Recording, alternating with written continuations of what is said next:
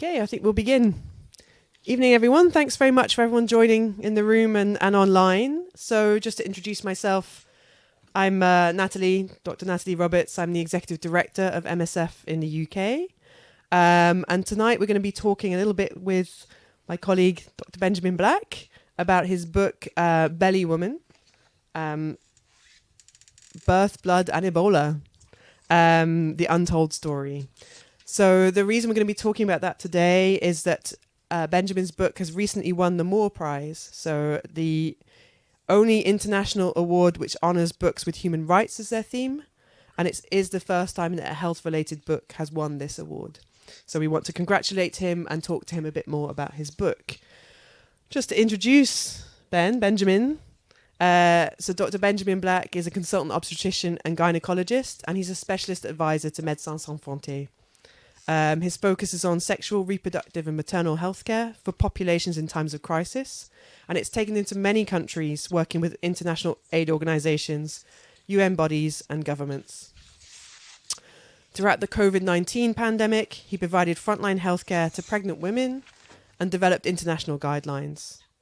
Benjamin was also a member of the expert panel for the inquiry into racial injustice in UK maternity care. And what we're going to do is, first of all, I'm going to ask Benjamin if he could actually read a little bit of an extract from his book so that those of you who haven't read it so far, and we give people who are in the room the opportunity to buy it here, and people online will have the opportunity to use a discount code to buy it online, which we'll release at the end of the talk. But I think it'd be a nice introduction for Ben to read a little bit of an extract from the book.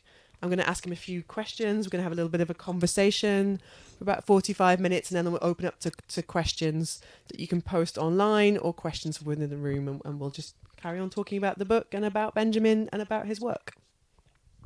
Great. Thank you very much. Maybe before I read from the book, just want to say thank you to MSF for hosting this event, to Natalie and all the team, and for everyone who has taken time out of their evening and their week to join us. I am not a professional book reader, so bear with me.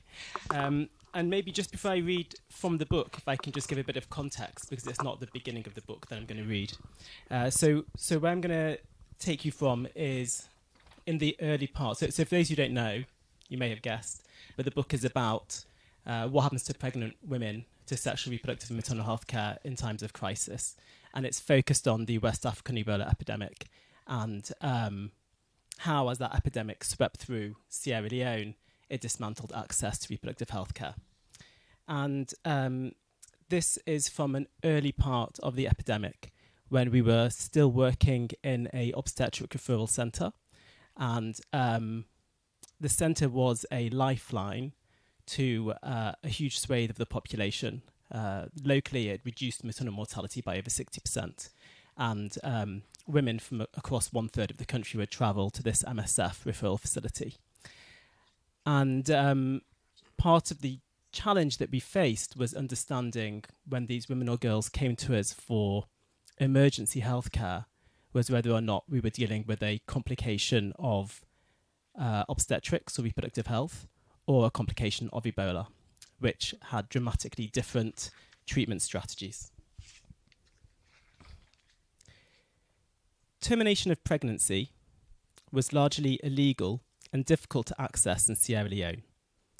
Regardless, a high proportion of unwanted pregnancies resulted in women seeking unsafe, illegal, backstreet abortions.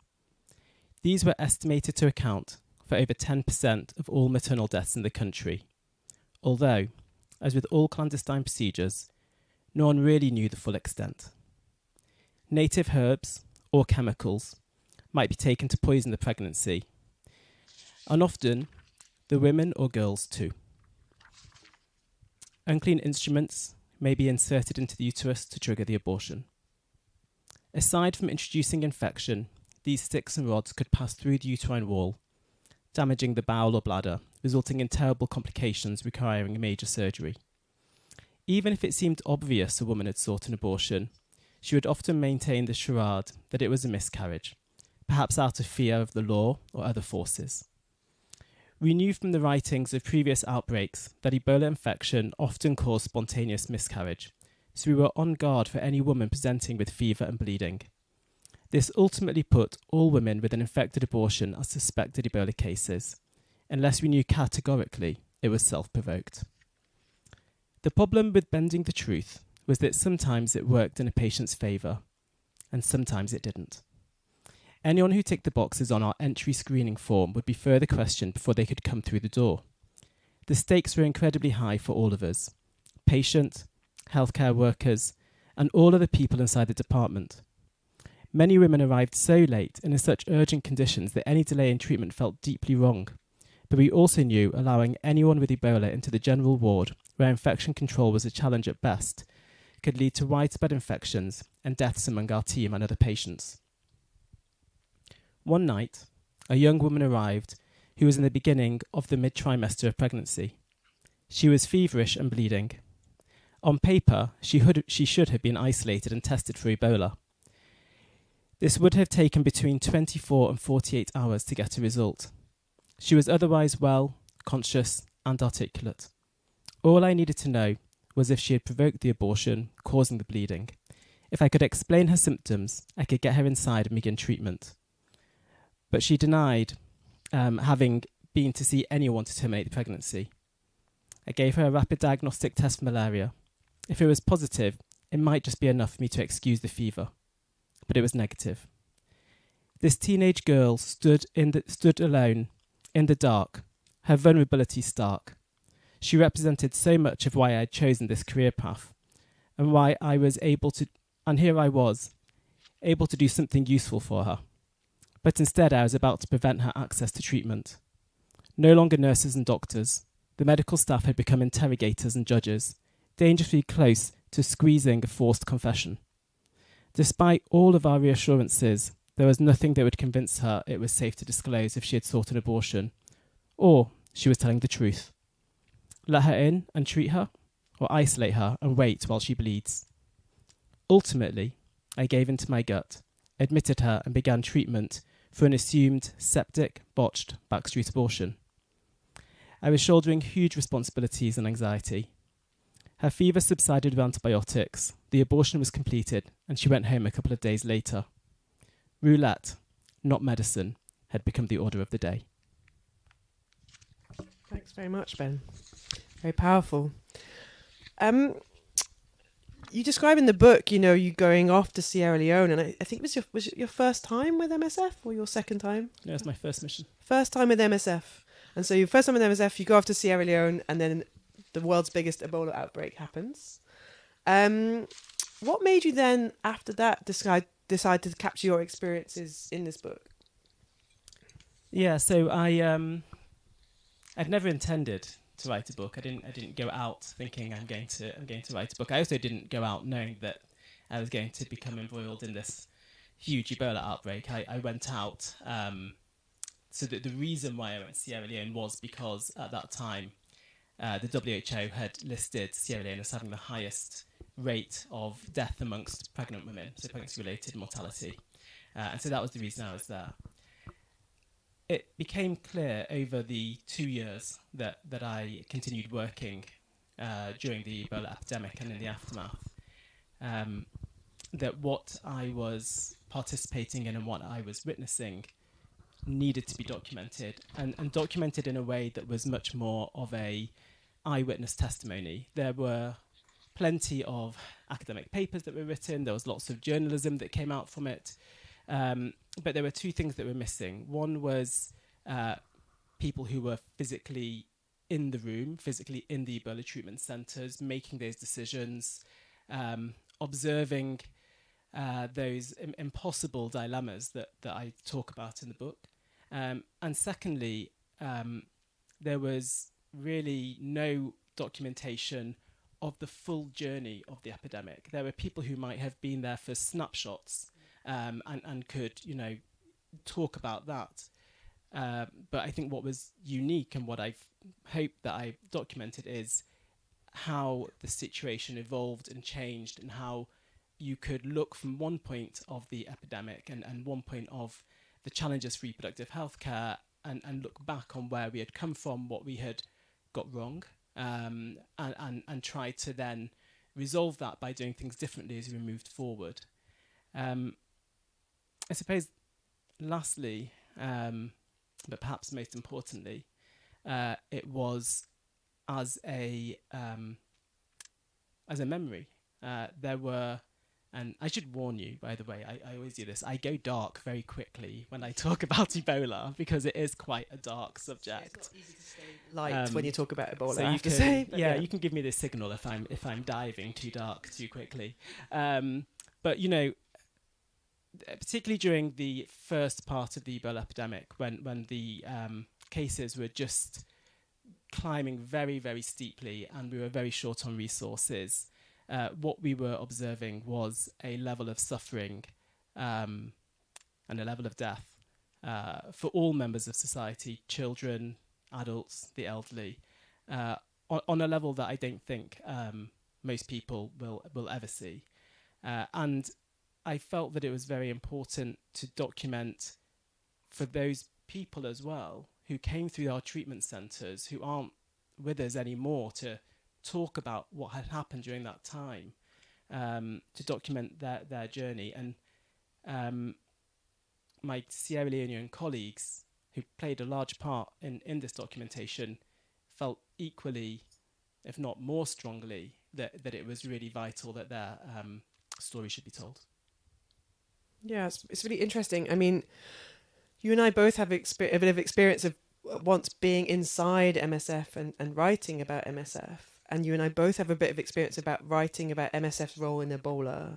Mine more in the later epidemic in the DRC, but yours in the West African epidemic. And, you know, for people who aren't familiar with the West African epidemic, when it started, we had really no useful tools. As Ben mentioned, there was no way of diagnosing people. You had to wait 24 to 48 hours to get a blood test back. There were no treatments for Ebola then. There were no vaccines. The model of personal protective equipment that we've all got so used to now, you know, the sort of yellow suits and everything.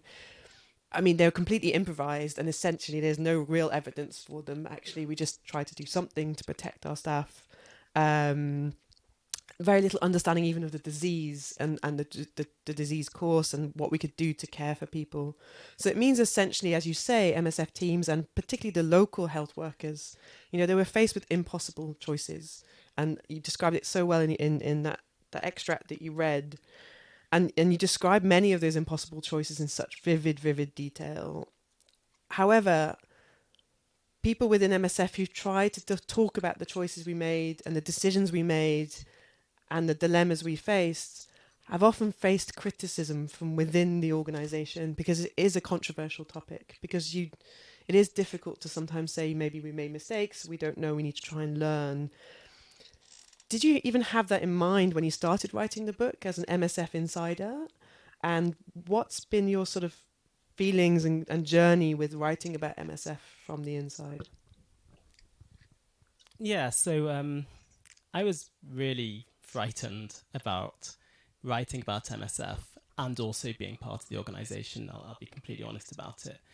I work for MSF within head office. I didn't at the time that I was writing this book. I was still very much going back and forth to different projects, and I had a lot of concerns about a couple of things. One, I was worried that people might think that I'm trying to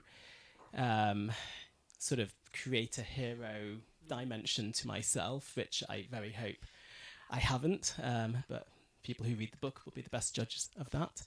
And also I wondered whether or not, you know, I would end up offending people. And I tried to be very mindful of that when I was writing the book.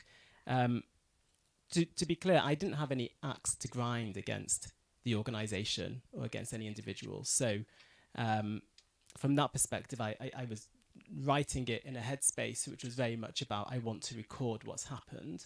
But I was also writing it from a place of anger and a place of frustration.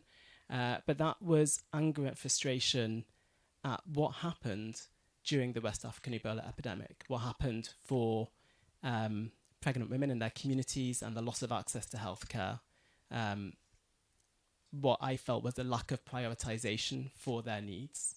And you know, also what happened within the NGO community, the infighting, the competing for space, the at times disorganization. And that's not squared purely at MSF. That's squared at the humanitarian sector more generally, and I also don't think it's unique to the Ebola epidemic either.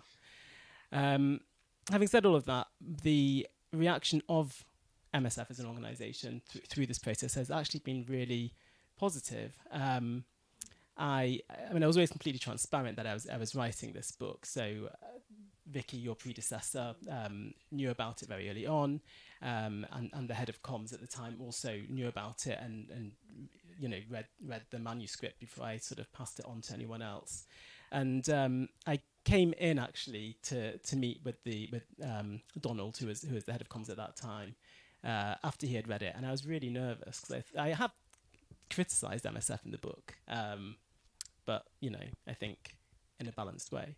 Anyway, so he called me in to have a chat about what I'd written, and the response was basically exactly what you'd expect from MSF, which was that I had gone a bit too easy. And his response was like, well, you could have been much more critical, this is a bit Mickey Mouse as far as criticism, because MSF probably likes to criticize itself more than anyone else does. So no, I haven't had any negative backlash, at least till now. Okay, yeah, I mean, MSF is a critically reflective organisation. We like to talk about it, and so I think the idea of kind of trying to think about the choices we made and reflect on them, I think is normal, and I think we could get that at a certain level. What sort of feedback did you get from maybe colleagues in Sierra Leone, from local health workers, or maybe even, I don't know if you're still in touch with any of the patients that you treated or anybody else that you know? So from my colleagues in Sierra Leone, so what I should say is the names in the book, so the names of patients are clearly changed and the details of patients are changed. But the names of my colleagues are the same. They haven't been changed.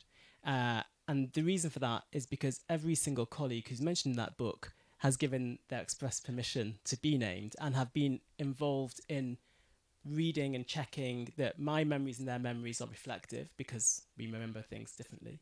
And that includes my Sierra Leonean colleagues. Their reaction to the book is probably the most validating thing in writing this whole book for me. Because so the book was published in October 2022, and I was back in Sierra Leone about a month later.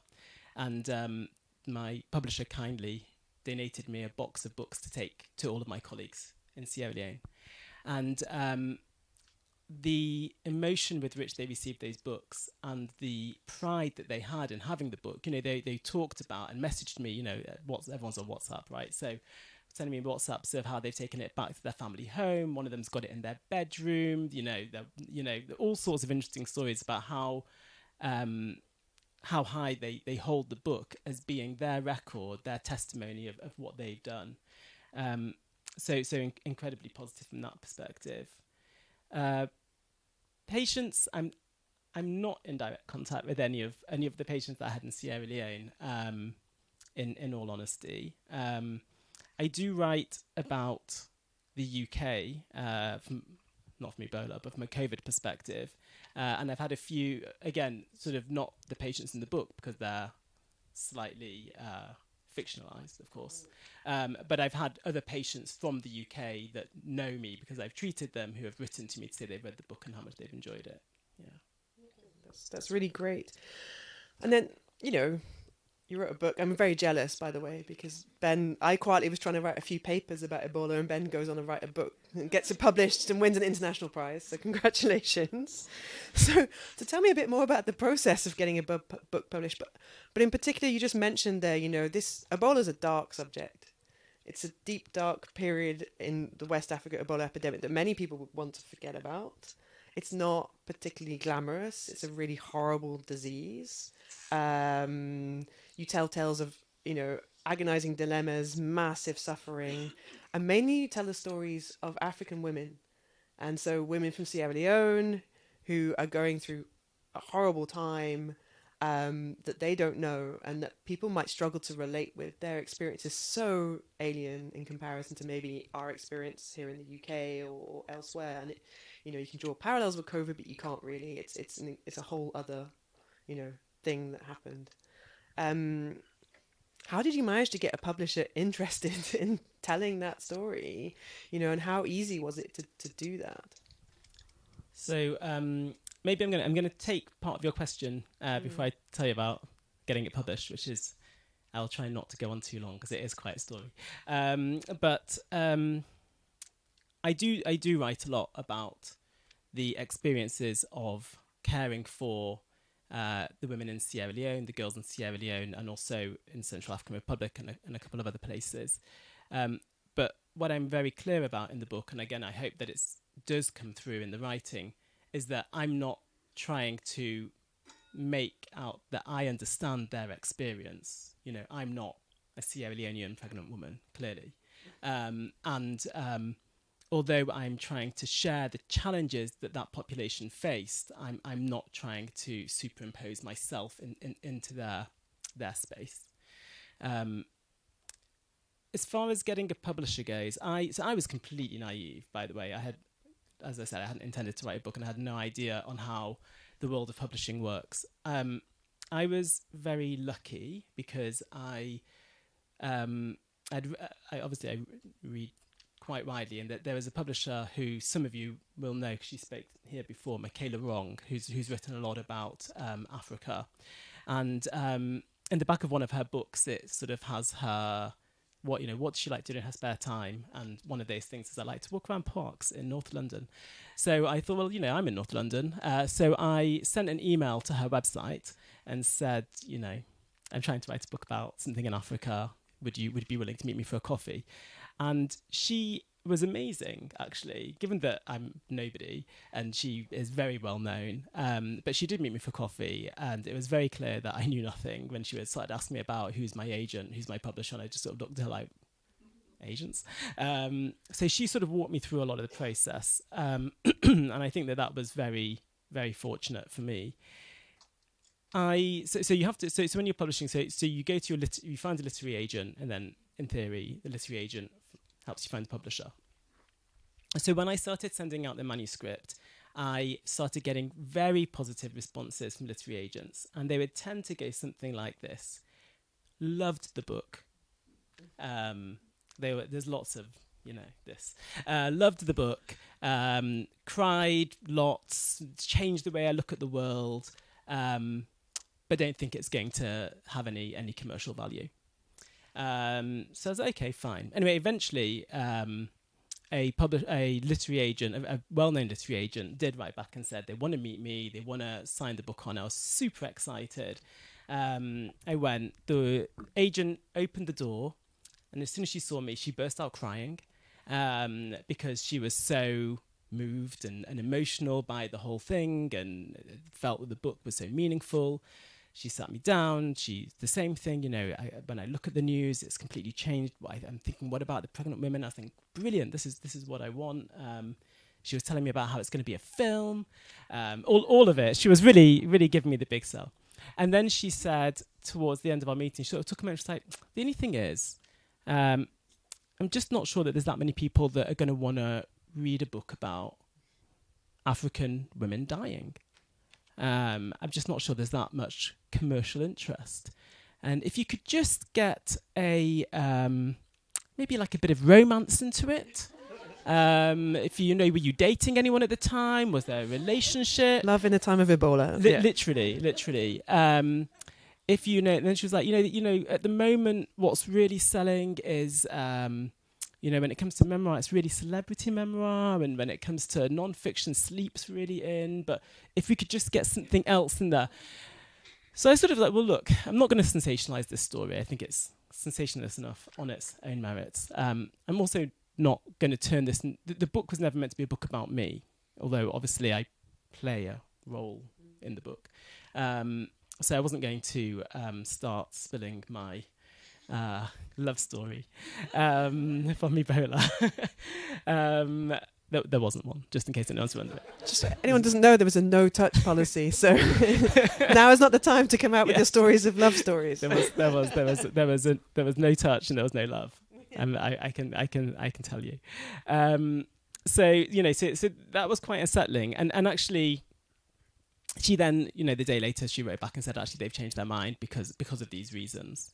And this actually happened a few times. And I found that really upsetting because when I thought about it, I thought, well, actually, I would want to read this book, not because I've read it, but because I think these are really important subjects. And I don't think that I'm particularly weird in what I'm interested in. I think that a lot of people would be interested in what happened during the Ebola epidemic and are interested in pregnant women and their access to healthcare.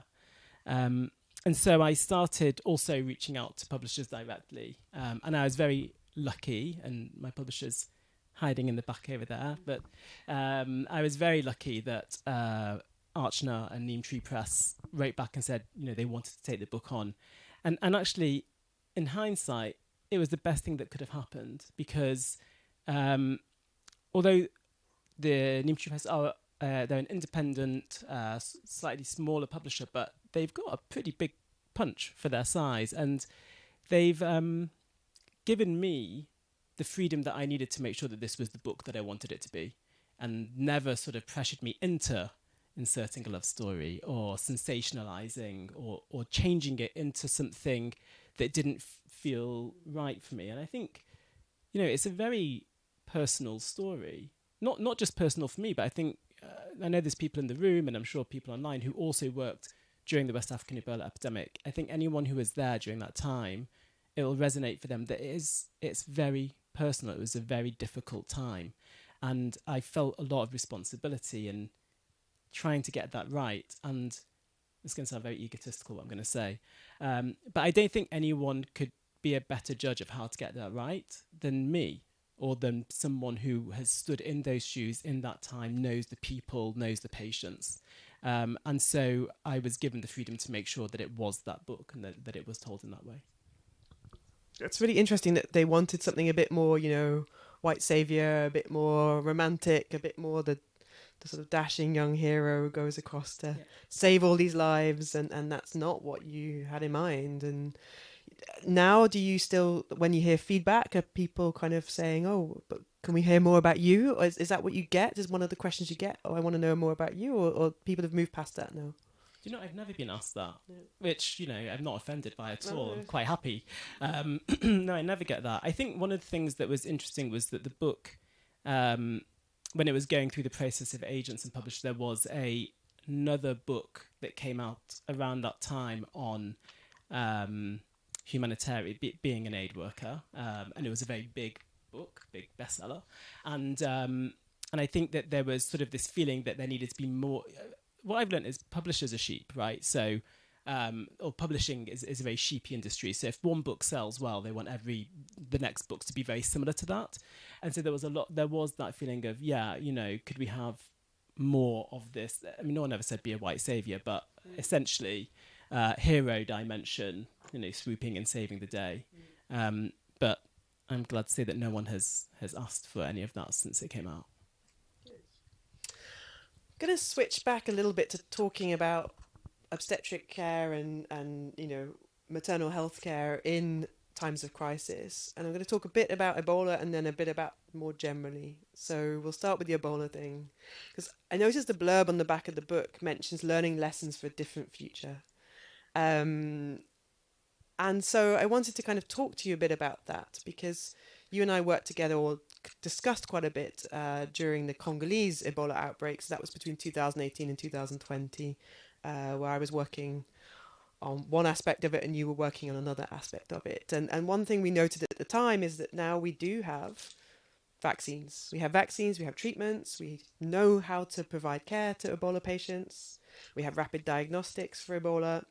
But on the other hand, and that's what we discussed at the time, we still saw huge mortality amongst pregnant women. In fact, amongst patients more generally, but particularly amongst pregnant women, we didn't see things changing for pregnant women during the Congolese outbreak. I mean, obviously things were still in process at the time. We hadn't quite got there with the approach. But when you reflect on West Africa and then where we were in the DRC and where we stand now, do you think anything's changing in the world of Ebola and pregnant women, or do you think we're just always going to be kind of stuck with this? Pregnant women in Ebola outbreaks, it's just a really bleak outlook for them. So I like to be hopeful. And I do think that things are and will get better. I think, let me give you an example.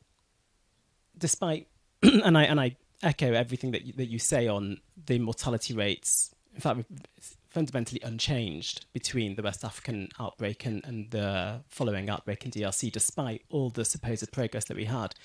And we can unpick a little bit more about why that might be, because it's interesting, particularly for pregnant women.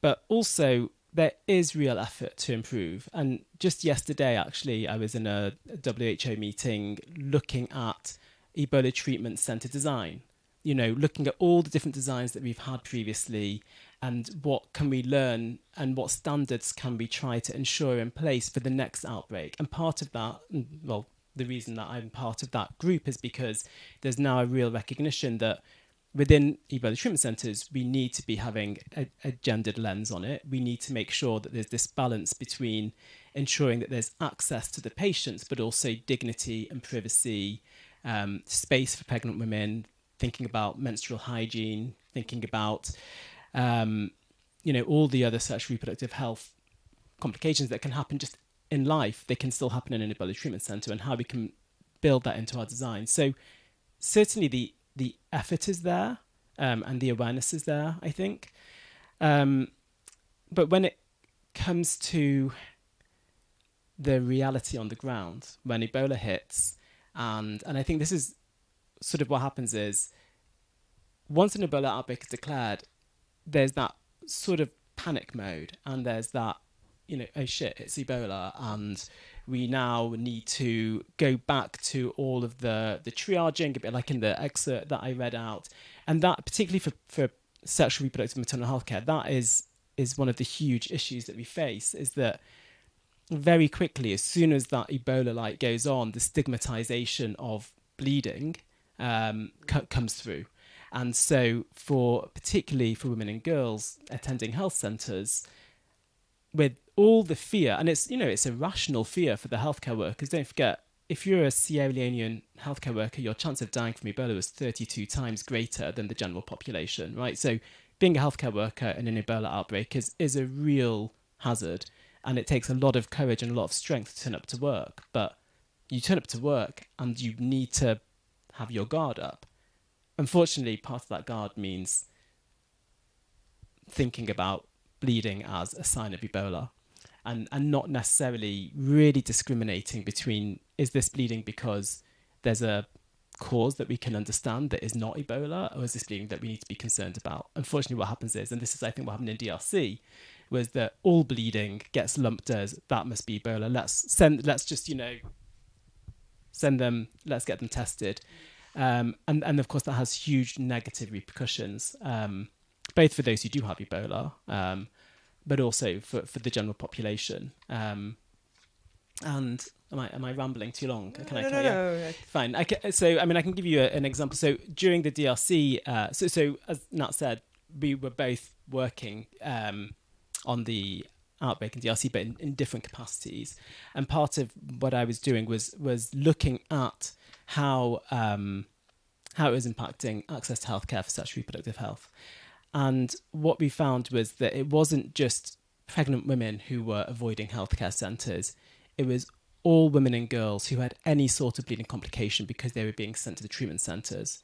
And that included very simple things like irregular periods or side effects from a new form of contraception. But the consequences were devastating. And we wrote a report. It was called Not All That Bleeds is Ebola. And one of those examples, for example, was a 15-year-old girl. This was in eastern DRC, which, to those of you who are familiar, was an ongoing humanitarian crisis, very high levels of sexual violence. And this 15-year-old girl had been sexually assaulted. And as a result of the sexual assault, she was bleeding. And her family had made the decision that they should not go to the health centre for clinical care following sexual assaults, following sexual violence, because they were concerned that the bleeding would be assumed to be Ebola and that she would then be sent to a treatment centre.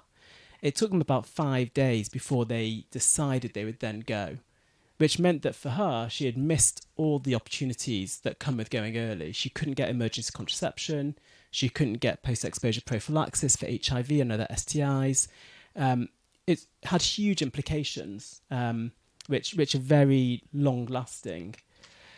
So I think there's still a long way to go in working with healthcare workers and working with populations, in somehow finding this middle ground in keeping everyone as safe as possible, but also ensuring they have the right access to the right type of healthcare. But I do also think that there is efforts to try to make things better. Yeah, I think there are. I think to explain to some people that the phenomenon Ben mentioned, where anyone bleeding or with any fever was sent to an Ebola treatment centre in the DRC, meant that 98% of people who went to Ebola treatment centres didn't have Ebola. So that's a huge number of people being put in a place that is not equipped to deal with them.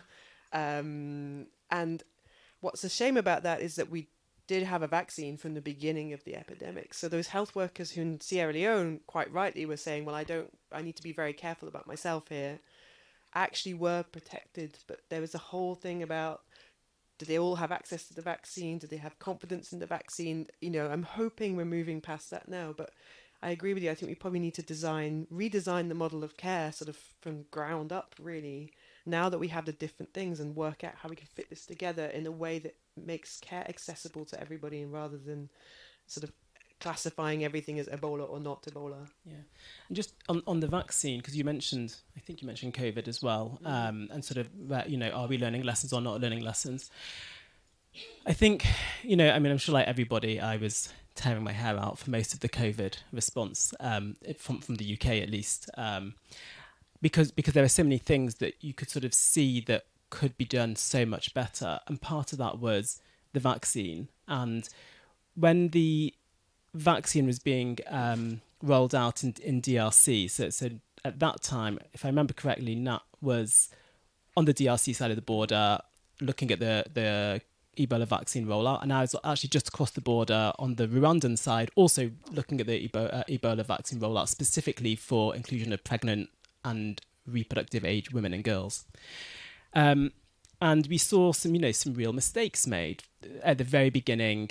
They didn't include pregnant women and girls for the Ebola vaccine. This was something which shouldn't have happened. We learned this actually in West Africa, and I write about it in the book actually, specific examples of pregnant women who I'm sure would be alive today had they had equal access to the vaccine or experimental treatments, but were denied it on no real grounds other than they were pregnant.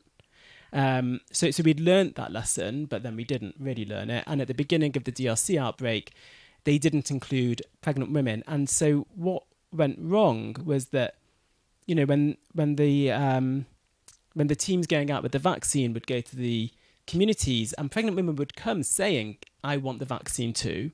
And they'd be told, no, you can't, because we think it might cause miscarriages, which wasn't true. They gave a reason, but actually there was no reason to suspect that it would cause miscarriages, which meant that, once you've given that message, it's very difficult then to go back on that. And so then when they wanted to start including pregnant women and women of reproductive age, knowing that it actually is safe and actually always was safe, that those women and girls did not want to take the vaccine. Fast forward to COVID, and we literally saw the same thing play out. That when the COVID vaccine started coming through, there was absolutely no reason for us to suspect that the COVID vaccine would have negative implications on reproductive health or on pregnancy. And yet the first message that was put out was, we won't include pregnant women because we don't know. And then when we did want to include them, knowing that they were such a high-risk group, there was so much more work that needed to be done. And there still is. I see every week when I'm working here, I'm still seeing pregnant women who have not been vaccinated against COVID because they have still got that message that it's unsafe for reproductive age. And it's such a shame as well, because as you documented, for both Ebola and for COVID, the impact of Ebola and COVID in pregnant women is potentially so much worse than in someone who's not pregnant. So the most vulnerable populations are the ones that are not being targeted for vaccination. It's a It's a really interesting thing. Coincidentally, I was in the DRC when the COVID vaccines were being rolled out for another Ebola epidemic.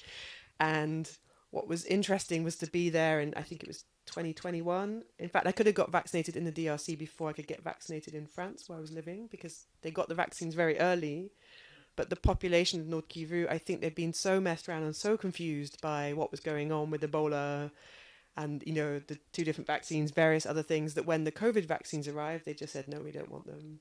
And so they had all these COVID vaccines sitting in the country that they wouldn't take. And because beyond pregnant women, everybody was getting very confused about the messages that were being shared about vaccines and you know, what goes on. So it was a really confusing time.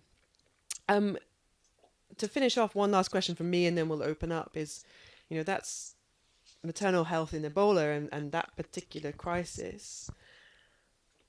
I wonder, in your opinion, of whether your work and the work of other specialists like you on Ebola has kind of highlighted, as you say, the role of maternal health in crises, because you mentioned Sierra Leone has one of the world's highest rates of mortality in maternal health issues, and whether Ebola actually put a spotlight on pregnant women, or whether actually once Ebola's gone away, people forgot about pregnant women again in Sierra Leone, and you end up back in the same situation where, you know, the outcomes for pregnant women and you know, obstetrical issues in Sierra Leone are just back to as bad as they ever were before. And did you see any kind of positive benefit from Ebola, or was it just the same? So, well, this is obviously just my opinion. There'll be people who may be better qualified and also have a different view on this. But I still work. I'm going back to Sierra Leone, in fact, next month, which is tomorrow. So in a couple of weeks. So I'm still working on and off in Sierra Leone. I'm still engaged in the maternal health care there. I think that we have a very short memory. I think that, and I do think that this is not unique to Ebola, but probably to most major humanitarian crises, is that when they're in the spotlight, everyone is very interested, and huge amounts of money pour in, lots of effort comes in. And within that, in some of them, such as during the Ebola crisis, there will be recognition that sexual reproductive maternal health is also under huge pressure. What happened for Sierra Leone, and this is actually largely what sort of the book's in 3 parts, but sort of the third part of the book sort of talks about what happened after the outbreak finished, was that there was still this ongoing interest and a lot of effort to really reduce maternal mortality and improve maternal healthcare access, and that, you know, we saw real improvements and real progress in the sort of 5-6 years afterwards. We saw a national emergency medical service, so it's a sort of an ambulance service, which was really focused on trying to reach pregnant women with emergencies, get them to healthcare centres, and was an incredible thing to see, and was a real spark of hope. But that collapsed, actually. I think within a couple of years it collapsed and stopped working. And what we saw was that a lot of the organisations and countries, including the UK, who had said they were going to invest in maternal health in Sierra Leone, reduced that investment or stopped it. And we also saw the results of corruption, which I think, you know, we can't shy away from corruption. It's a part of the world we live in, and it has a huge impact. And a lot of that money and a lot of that investment never really got to where it was supposed to be in the end. So I suppose my long rambling answer is saying, yes, it shines a light on it, but that light does not last.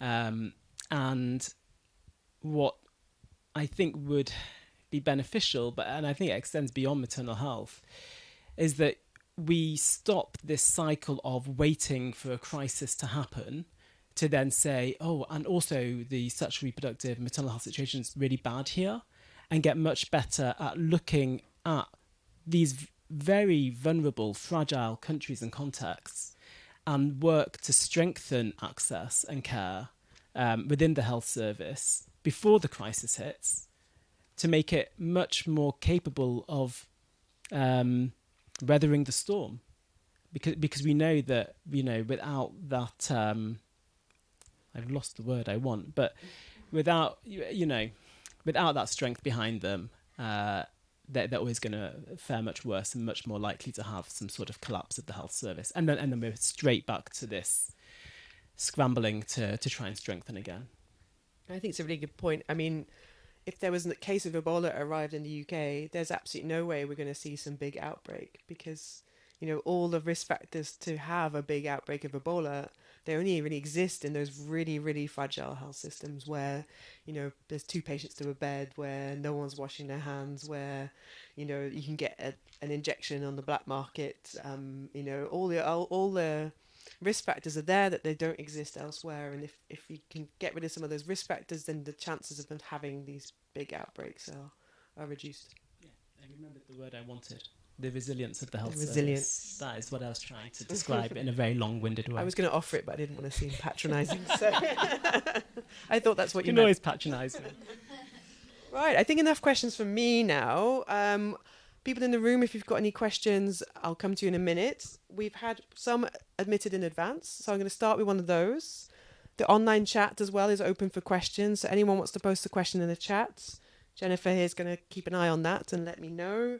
And we'll see who has any questions. I have plenty more questions to ask if you can't think of anything, but we'll go for one that was submitted in advance. This zooms out a little bit from Ebola, even from Sierra Leone, from even maternal health, and asks, I guess we can both discuss this one. It asks, what incentives are needed to encourage other doctors to follow your footsteps in providing medical services to some of the most vulnerable people living in countries with inadequate medical facilities? So, what would need to happen? You and I both went off with MSF and did our things in different places at different times.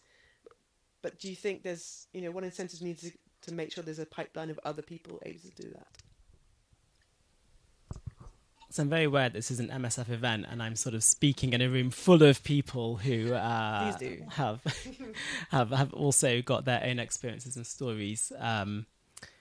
So I suppose my gut feeling, and I'm sure this differs with many people, when I hear this question is, how much incentive do we want to invest in people from the UK, for example, going out on relatively short placements to work in other countries, versus the incentives and investment that we need to really strengthen the healthcare workers and the systems in the countries that we get sent to.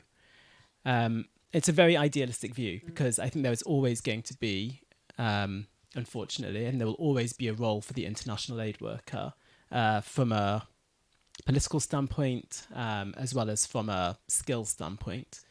But I do think that there's still some work to do around getting the balance right between what we send someone like me out to Sierra Leone versus what we can really do by investing in Sierra Leonean healthcare workers to continue doing it for their communities, and as the first, they will always be the first responders anyway in any emergency. I think that there are some very real issues, and you and I have spoken about it, for sending people, for attracting the right skill sets to go out to the field, or to work overseas, and part of that is the financial side of it. I think we can't escape that, which means that in some ways it precludes people who are less in a less secure financial situation being able to take on this sort of a role, and that there is something around levelling that probably needs to happen. But yeah, still my gut feeling would be getting that balance more towards the people in the countries where they are. I don't know if you want. Yeah, I mean, you and I have talked about this, and I was relatively lucky, and you're a bit younger than me, not much. But yeah, anyway, I didn't have to pay for university. I didn't have to pay for medical school. I didn't come out with hundreds of thousands of pounds worth of debt because at least my tuition was free. And then, I went into a National Health Service that I worked long hours, but I was reasonably sort of rewarded for that, so that I could basically save up enough money to then pay to not earn some money when I first worked for MSF, essentially. And I think that's a model that we need to review. I'm saying in the UK about, if we do want to be open to, if we're talking particularly about doctors, which I think the question was, if we want to be open to all UK-based doctors being able to have the opportunity to come and work for MSF, then we need to start looking about how we can make sure that we make ourselves as accessible as possible. The bigger question of, having, what's the role of UK doctors or UK-based doctors going out to other places?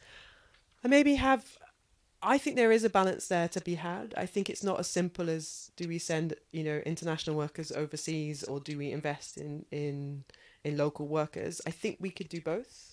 I still believe in that sort of mixed teams, the diverse teams, bringing different experiences in and learning from each other a little bit. And I think our MSF model can be that, because, the majority of our staff are local, including our medical staff are local staff. So I think we need to invest properly in them, as well as still kind of maintaining that role of sending the international staff. And they don't have to be from the global north, from the UK, going to the global south. We're seeing more and more. What I found very interesting about Ebola was the number of Congolese doctors who went to West Africa, because Ebola had only ever happened in the DRC before. And then it was, sending the Congolese doctors, a few other countries, but mainly in the DRC. And the Congolese doctors went to West Africa to work with the West African doctors. And then when the DRC outbreak happened, you had the West African doctors coming to work with the Congolese doctors. And I think that needs to be encouraged a lot more as well, investing in all of that. But I still think there needs to be a role for making sure that everybody, if they want to contribute to the humanitarian kind of endeavour, that they have some access towards that. So there's things we just need to look at ourselves. And yes, it's financial. It's other things too. It's having a think about, how do people, for example, in the UK, how do they work in the NHS and then come and work for us for a bit and then go back into the NHS and have their skills recognised and have their experience recognised and all of that? It's highly complex, because we don't have power as MSF over that alone, and how do we kind of start fitting within a system and a model, knowing that the NHS right now is in difficulties. And one question my dad always asked me is, don't you feel a bit guilty about not working for the NHS anymore when they're in such trouble? He asked me that the first time when I'd just come back from Syria, and I was like, oh, so they don't need help in Syria? And he was like, well, they do, but the NHS is in a bit of a mess too. So I think we have to think of ourselves as part of a whole system, maybe, and work out how to play a responsible role within that. Yeah, maybe just on the NHS, not being in the NHS, and is that an issue? I think that, at least I now work half. I work half my time NHS, half my time MSF, and there's a very clear symbiotic relationship for the two. It's not one direction travel. There's so much that I bring back into my NHS role from my work with MSF, and yes, the UK is a wealthy country, and the NHS is a wonderful service, but in many ways it is also a resource-restricted service. There's no shift that I go to in maternity where we are not short of midwives, short of, more patients coming than we're ready for, and often drugs supply lines are not what they used to be. So there's a lot of improvisation and creative thinking that you get from having worked with MSF that absolutely comes into the NHS. And certainly this was very apparent during the COVID pandemic, and the experiences that I'd had with Ebola and other outbreaks with MSF.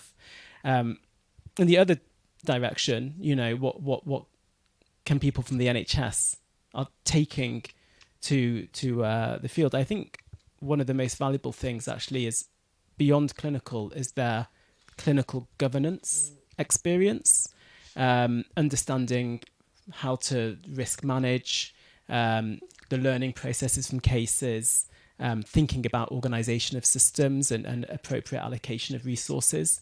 And so I think, there is definitely this swapping of skills that goes on. I don't think that the NHS loses anything by having people go out. Yeah, that's why I first learnt to manage, I guess. There's always this cliche in MSF, particularly in the French part of MSF, that doctors don't manage, they just want to treat patients. And I was like, I've just come from the NHS where I'd be working overnight in a busy emergency department, and I wasn't seeing patients. I was standing by a whiteboard, dispensing work and managing a team. And so I think there's so many added value for NHS staff going to MSF and vice versa. And I think it's a key point, and you're making me feel quite guilty for never going back to the NHS. So there you go. Sorry. Anyone in the room have any questions? Yeah.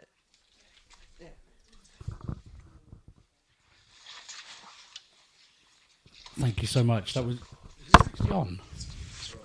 Oh, right. Okay. Yeah. Thanks very much. I was thinking about pregnant women, and when you see a pregnant woman, you're supposed to roll out the red carpet. You're supposed to stand up on the tube. They're supposed to give them a seat. They should be at the front of the queue, right? I think we all feel like that. So why don't they get to the front of the queue when it comes to a pathogen, like an infectious diseases outbreak? What is it about outbreaks or crises which means that we forget about them? Is there something dehumanizing about talking about pathogens and you forget the people that are involved? And how do we change that for the next time? I don't think we got that right in COVID. So how do we approach the next infectious disease outbreak and sort of humanize the response and remember the people that are affected rather than thinking so much about the pathogen? So thank you for the question, because it's an excellent question, and I should try to keep my answer succinct. So I think there's actually two. I take the question actually in two parts. I think the first part is, why aren't pregnant women, and I'll sort of expand that to sexual reproductive maternal health, why is it not prioritised? Why do we still see in 2024 these astonishingly high maternal mortality rates when we know how to solve pretty much every maternity complication, right? If you look at the disparity between a high-income country and a low-income country, it's shocking. It's an absolute stain on us as a global society. So why is it still that way? And then I'll sort of speak specifically on infectious diseases. So I think, why is it still that way? Why do we still have this? In short, I think that it is a political decision, and I think it's an economic decision. I think that it is in part cultural decision. But it is about whether or not we hold equal value to the health and well-being of women and girls. Where are they seen within our society? What status do they have? What does it mean to our society if they are dying from causes which we know they should not die from? And I'd go further to say that it is absolutely a violation of not only their human rights, but it's a violation of the human rights of their entire society.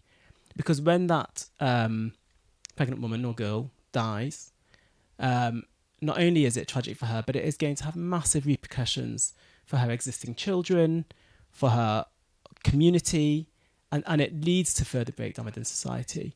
So I think that it's not a health issue necessarily, because we've had great advances in maternal health care. We know what to do. It is political, economic, it's cultural. Why do we not prioritise them in crises? I think I would take all of that, plus that we get tunnel vision.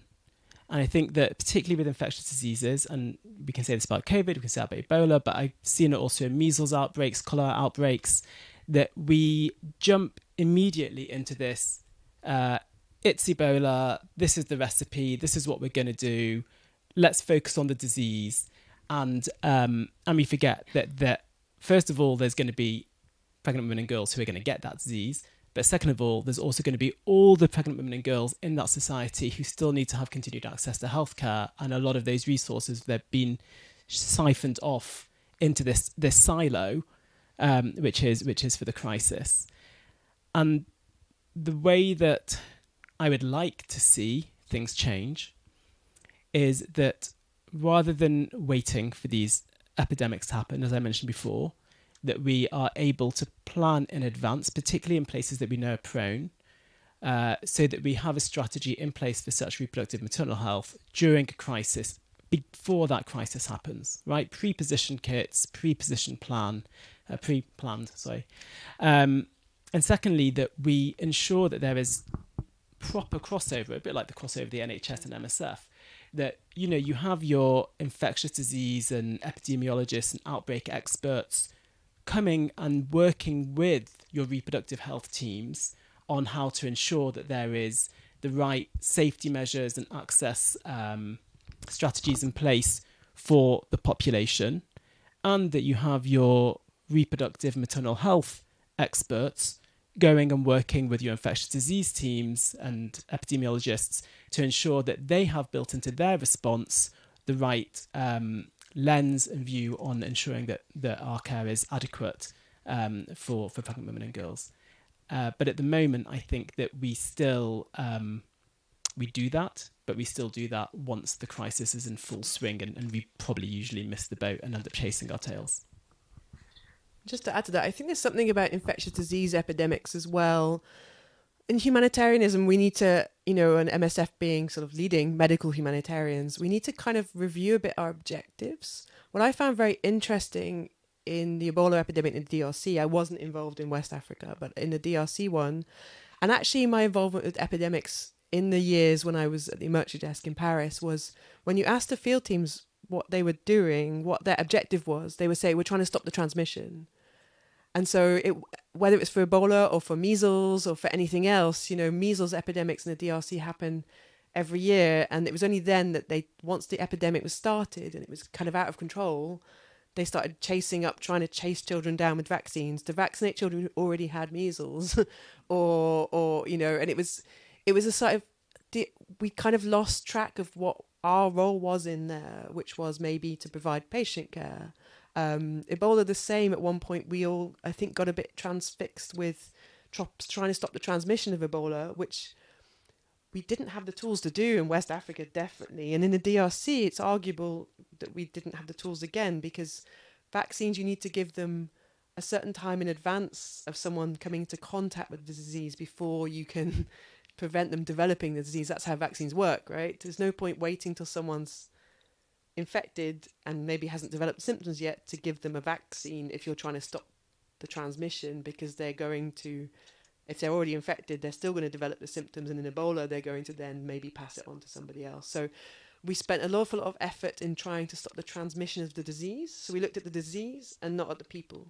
And I think exactly like Ben says, we needed to look more at the people and say, who's really suffering here? Who can we can't help everybody, obviously, but who do we choose to help?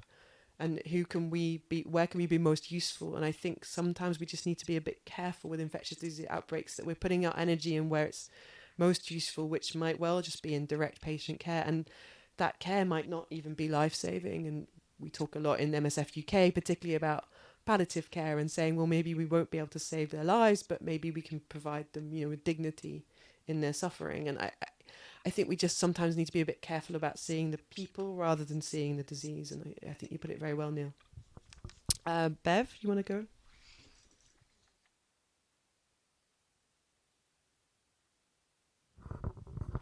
Thank you, Ben. I really want to read your book. I'm sorry I haven't yet. There's two words that come up for me after listening to you, and one is human and the other is social. I'm going to explain a bit why.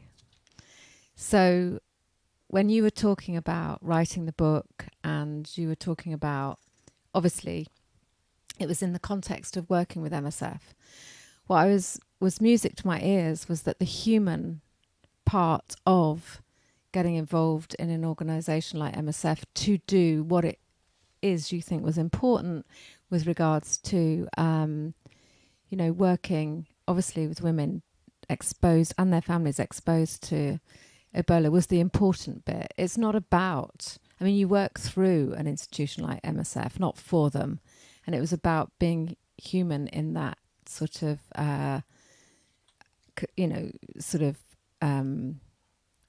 endeavour, for want of a better word. So that was really striking. And the second was social. And as medics, you're trained biomedically, right? But you're also aware that anything that you do is related to the social realities people live. And so it was really quite, compelling and striking that you were talking about that as well. I was in Sierra Leone during Ebola and listening. We sort of talked about Ebola entering a home, a family and a community, because listening to people who were sharing their stories, it was devastating, and that came through very strongly in the way that you talked about the book. So for the future of humanitarianism, I think being human and understanding the social realities people are living is what will take us to the right space. I think the aid system as it is at the moment is struggling, and so a book like this is quite important for that future. Thanks. Thank you very much. So I think Bev just called Benjamin the future of the humanitarian system, so that's congratulate on top of winning a prize. Well done. Any other questions in the room? I don't think you have any other questions online.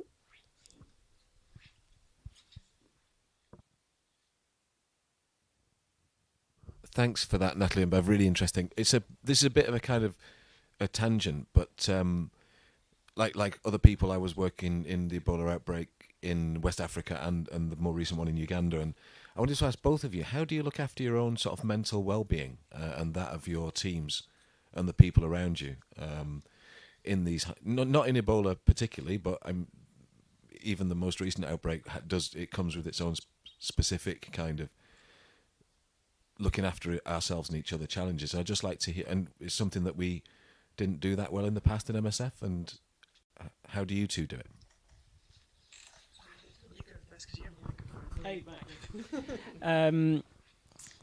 So I think everyone's very different in how they respond psychologically to the work that we do, and I do talk quite a bit in the book about the mental health side of this work, particularly with regards to working during the Ebola epidemic. But I would also say that I think that a lot of it is also true for people who work not with MSF, but also work as medics in the NHS, and certainly in the aftermath of the COVID pandemic. I think that many of my colleagues are also suffering, is probably not quite the right word, but still living with those memories and those thoughts and those feelings, particular frustrations of trying to work in a system that was overwhelmed and overloaded. For me, I think that and this may come as a surprise to you, that I work best with dealing with that mental health or the repercussions of this work by writing. And writing the book was actually very much my catharsism, my way of processing and trying to somehow find resolution with a lot of the feelings that I was holding on to. And I think that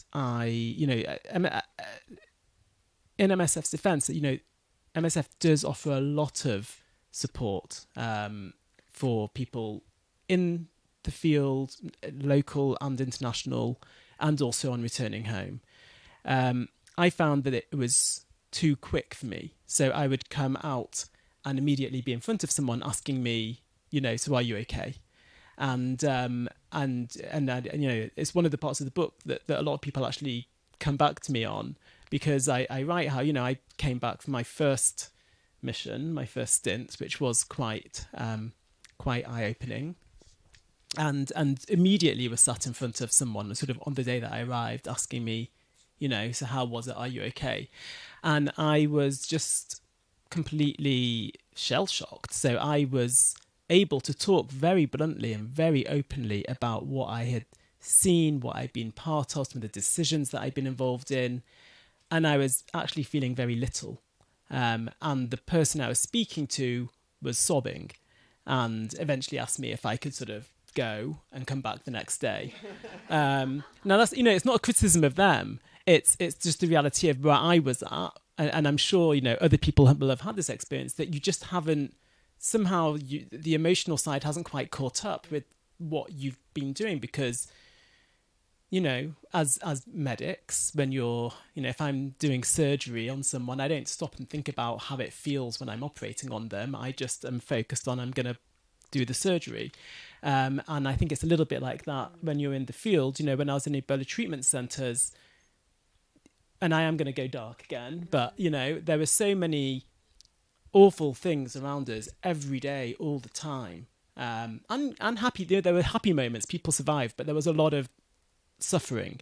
And if I spent, or my colleagues spent, our time thinking about the suffering, we probably wouldn't get much work done. So you have to shut down that emotion at some level. And I think that it reopens at different times for different people. So for me, probably writing and just time, actually, I think.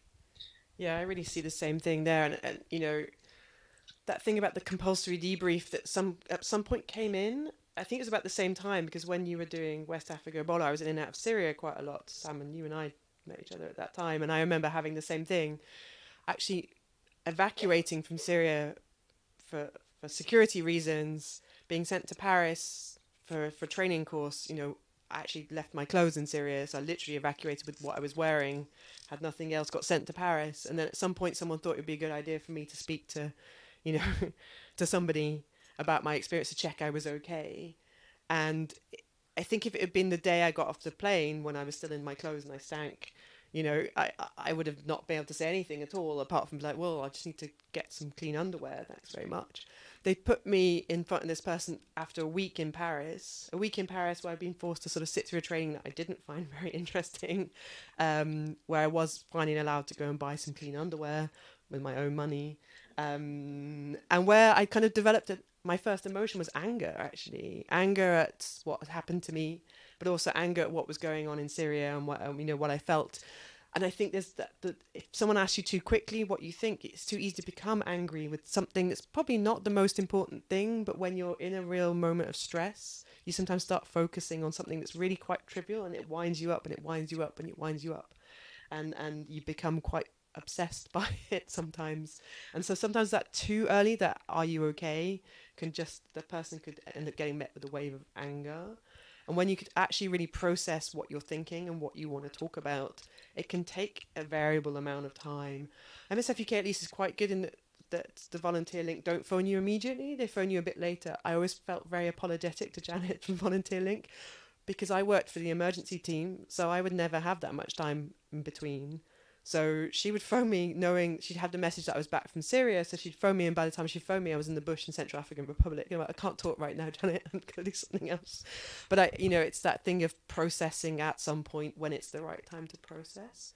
I also think there's something about the work in the field, at the time, and working with your colleagues. And Ben described, you're doing operating, you're working with a team in an operating theatre. I worked with a team in an emergency department.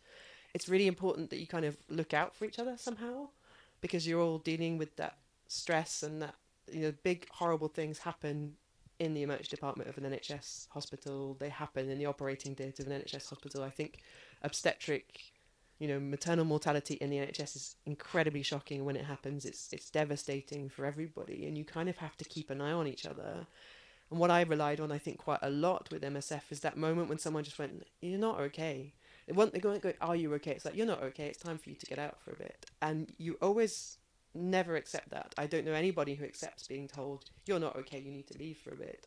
But actually, it's really important to do that for each other, I think, as well, and have other people recognise when there's signs of stress and signs of you not being quite there. And again, I wasn't in West Africa, but that concept of constantly being afraid that maybe you're infected, or maybe your colleagues are infected, it must have been even more difficult for them to kind of to have that sort of solidarity somehow, of someone kind of going, "You're so worried about yourself that I don't know how easy it would be for you to kind of notice that somebody else wasn't okay." Yeah, I mean, I think just specifically to that, and I know, again, people who were working in the West African outbreak will perhaps relate to this. There is that element, particularly in the early phase when it was just sort of exploding around us, where you really had to feel that you could trust every single person that was around you and hope that they trusted you. Because, as happened actually to me and my colleagues, if you're living with someone and they have symptoms suggestive of Ebola, you need to know that. You need to be hope that they're going to share that very early on, because that is when they're infectious. So with us, someone that we lived with had symptoms of Ebola for 6 days before they shared it. And this is not a criticism of them, because I'm not sure how I would react if I was in that situation working in an Ebola treatment centre and I had symptoms of Ebola. I'd also be very frightened and try to think of all the other things it might be. But it did turn out to be Ebola.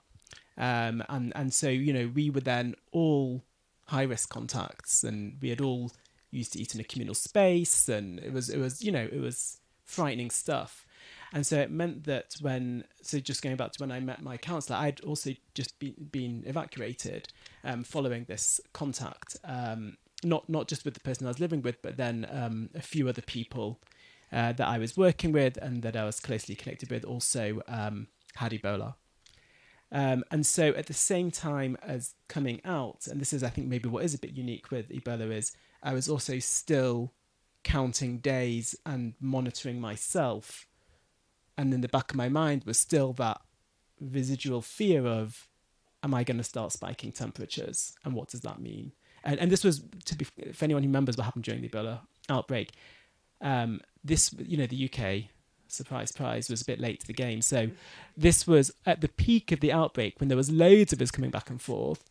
There was no follow-up from Public Health England. So I came back as a high-risk contact, but they just hadn't quite twigged that there was something going on. So I really was sort of just on my own with MSF. I mean, MSF knew about it, but it came much later that Public Health England started calling everyone when they were returning. Probably better than the Americans, though, who put returnees in prison, essentially, but quarantine them in a cold tent until they were sure they weren't going to infect other people. So, pros and cons. I think, unless are there any more burning questions? Wait, one more question, and then I think we're going to finish off for the night. Oh, thank you so much. It's really just a comment.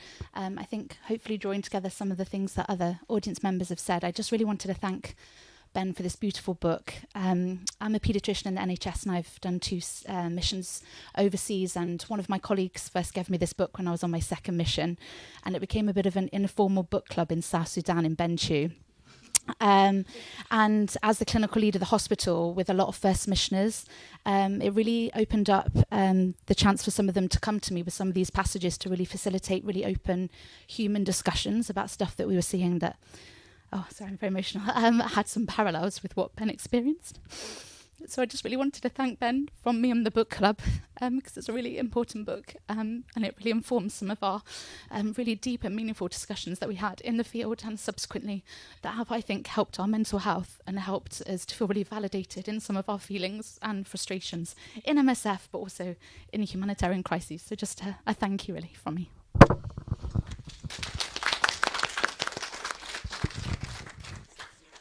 I'm not even sure how to respond. That's thank you very much, and I'm glad that it was able to to resonate, and I think that's one of the things when Nat was asking me about sort of writing about MSF and being an MSF, one of my big fears was actually, would this resonate with people who had been involved in the response, the Ebola response, but also people who worked with MSF, because it's just my opinion, and so it's very meaningful and very reassuring to know that it did resonate and did reflect and was helpful.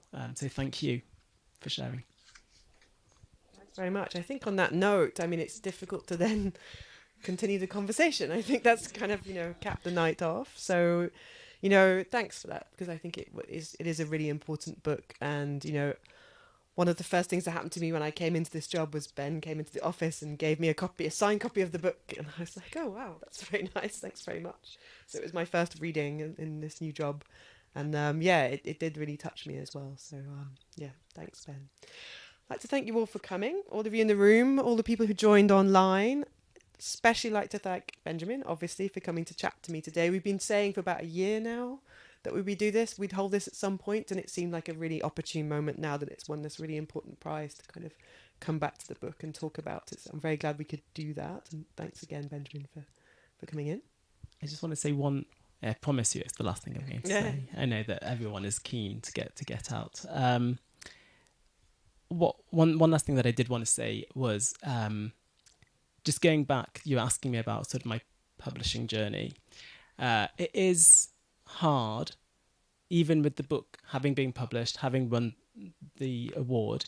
It is hard to get visibility for books generally, but it's even harder to get visibility for books that are about subjects such as pregnancy-related complications and humanitarian crises.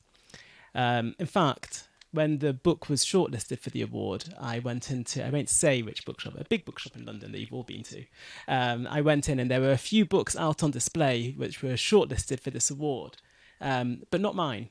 Mine wasn't there. And I went and I said, why not? I said, well, those books are written by someone that is well known, or, so even with this incredible gift of the award, it's still a struggle. So, without wanting to sound too self-promotion-y, what I would ask is, please do spread the word about the book if you feel comfortable to. If you read the book and you're happy to leave a review, even if you didn't buy it from Amazon, you can still leave reviews on Amazon. It helps because there's algorithms that I don't really understand, but it helps get the book in front of other people. If you happen to be going past a bookshop, just ask them if they've got it. You don't need to buy it. Just ask them. Just, or if you're on social media and you feel like posting a picture or something, it all helps because it is my real intention is that this is a book that should be read. It's a story that should be shared. We should raise the profile of what happens to pregnant women in humanitarian crises. But that can't happen without people knowing that the book exists. So thank you if you do. And thank you very much, everyone, for being here and sharing this evening with us. That's a really good point, Ben. And also, if you've noticed, the book has a beautiful cover. Did you choose that, or where did the cover come from? My last question. So the cover was designed by a cover designer, but again, this goes back to having such a excellent and open-minded publisher. I was given a lot of say in that design. As you might have guessed, I had a lot of opinions. So there was a lot that I said about what I didn't want. So a lot of the usual sort of humanitarian African tropes not to be there. So no acacia trees, no zebra print, and also for it to look different to all the other medical books out there, medical memoirs. So it's not, someone in some blue-green scrubs on a blue-green background. And so that's how it sort of came about through a discussion with the designer. Well, it's very striking. Beautiful. So if you are on social media, post a picture of it because it does catch your attention. So, and what I forgot to say is anyone who's listening online, there's a discount code for the book specific to this event, which is MSF20, I think. Yes, MSF20, which works only on the Neem Tree Press website, and that'll be valid for the next 10 days. We did promise that we would give you that at the end of the session, so there you go. We give it out at the end of the session, and Jennifer will put it in the chat as well. Apart from Benjamin, I'd just like to really thank the team as well for putting this together. So Pam, Jennifer, and Zara, and for Sandy and Miles for helping out. And thank you all for coming again. And all the guys in the room could go and have a drink at the back and have some nibbles. And the guys online, thanks very much for joining us. So have a good evening.